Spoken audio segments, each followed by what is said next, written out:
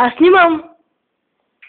Виж, по-трудно стъжанка такава. Те трябва да пръскам или Бексо. Или как беше там? Паминчо. Паминчо, да. Чучелото. Спре тази камера, спре! Заспах. Загубя на работа. Спре, бе. Дай! Лошо момче.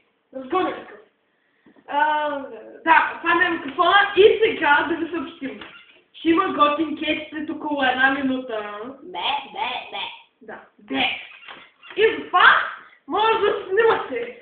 Чакайте, само да кажа, че сте участнични. Единият ще бъде Кексчо-Бексчо. Аз на те. И другия ще бъде което с Паскалото. Да, разбрах. Там, Кеча. И, дами и господа, това е Кеча. В този ъгъл е Кексчо-Бексчов. Боже! А в другия ъгъл е Боето с Праскалото.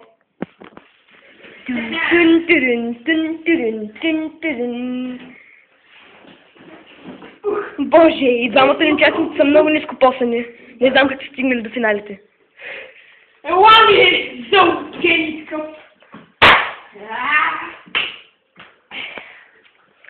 Искам честна игра! Не! Без големи хватки. Аре! Снимам! Айде, почвайте да играете, да. Играйте! Аз съм накосан на туш! Няма да ме биеш този път! И той надделява! Не, всъщност той надделява. Абе, надделявам не знам. Ме се пусна! Дисквалифицирам! I winner! Perfect!